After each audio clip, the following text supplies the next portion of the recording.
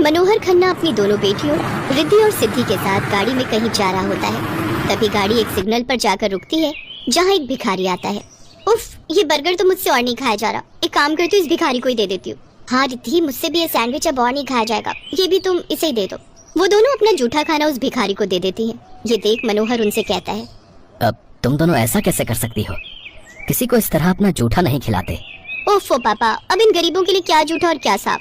ठीक है तो कह रही है ये। अपनी दोनों बेटियों के घमंड को देखते हुए मनोहर को अपने दोस्त रघुवीर का ख्याल आता है, जो अपने बेटों के साथ गांव में रहता था। मुझे अपनी बेटियों को गरीबों की कदर करना सिखाना ही होगा, और इसके लिए मुझे इनकी शादी मेरे दोस्त रघुवीर के दोनों बेटों से करवानी होगी। मनोहर रघुवीर के दोनों बेटों से इस बारे में बात करते हैं, लेकिन उसकी दोनों बेटियां इसके लिए तैयार नहीं होती। लेकिन क्रेडिट और एटीएम कार्ड ब्लॉक करने की धमकी देकर मनोहर उन्हें इस शादी के लिए मना लेते हैं। फिर दोनों बहनें शादी करके वहां आ जाती हैं। दोनों बहनें जब बहुएं बनकर अपने ससुराल पहुंचती हैं तो उस घर को देखकर कहती, हे भगवान, इससे बड़ा घर तो हमारे यहाँ के नौकरों का होगा। अंदर आओ बहू, तुम दोनों थक गई होगी, मैं तुम दोनों को तुम्हारा कमरा दिखा देती हूँ। गायत्री उन दोनों को उनके कमरे दिखा देती। उफ, ये तो मेरे बाथरूम से भी छोटा कमरा है। मुझे तो जैसे ही अपने एटीएम और क्रेडिट कार्ड पापा से वापस मिल जाएंगे, मैं तो इस फटीचर घर से भाग जाऊंगी। उस रात उन दोनों बहनों को गर्मी में सारी रात नींद नहीं आई। वो दोनों अपने पतियों को जगाती हैं। उठो, तुम इतनी गर्मी में सो कैसे सकते हो? उठो ना और इन मच्छरों को भगाओ। हाँ, मैं अभी कछुआ छाप लगा देता हूँ। कछुआ छाप से सारे घर में धुआं भर जाता है। दोनों बहनें बड़ी मुश्किल से धुआं निकलने के बाद सो पाती हैं। अगली सुबह उनकी ननद उनके पास आती है। चलिए माँ, आप दोनों को आपकी पहली रसोई के लिए बुला रही हैं, लेकिन हमें तो ठीक से खाना बनाना भी नहीं आता। फिर उनकी सास वहाँ आती है और उन्हें सब समझाकर वहाँ से चली जाती है।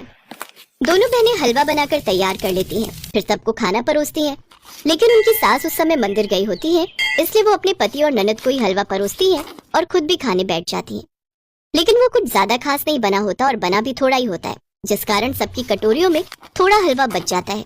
कुछ देर बाद गायत्री भी मंदिर से लौट आती है और चिल्लाते हुए कहती है, अरे मेरी दोनों बहुओं ने हलवा बना दिया हो तो मेरे लिए भी डाल कर ले आओ। दोनों बहुएं अपनी सास के लिए हलवा रखना तो भूल ही जाती हैं। ओह गॉड, हलवा तो बचा ही नहीं है। अरे ये जो जूठा हलवा बचा है ना कटोरियों में, इसे निकाल कर गर्म करके दे देना, वैसे भी कौन सा किसी को पता चल रहा है।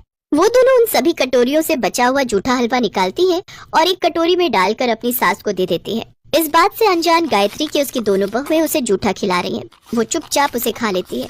ये देखकर दोनों बहनें खुश हो जाती हैं। अच्छा है जो किसी को कुछ पता नहीं चला। अभी उन दोनों की रोज की आदत हो गई, कभी वो अपना बचा हुआ खाना तो कभी किसी का जूठा खाना किसी न किसी को खाने को दे देती। लेकिन एक रोज उनकी ननद ये सब करते हुए देख लेती है और वो जाकर सबको बता देती है, हम लोगों को जूठा खाना खिलाते हुए तुम्हें शर्म नहीं आई? हाँ, हमें नहीं चाहिए ऐसा जूठा खाना खिलाने वाली बहुएं। हाँ, निकालो जूठा खिलाने वालियों को इस घर से बाहर। इस तरह वो उन्हें घर से बाहर निकालने लगते हैं। तब दोनों बहुओं को अपनी गलती का एहसास हो जाता है और वो उनसे अपने किए की माफी मांगती हैं। हमें माफ कर दो, हमसे गलती हो गई, अब से हम ऐसा कभी नहीं करेंगे।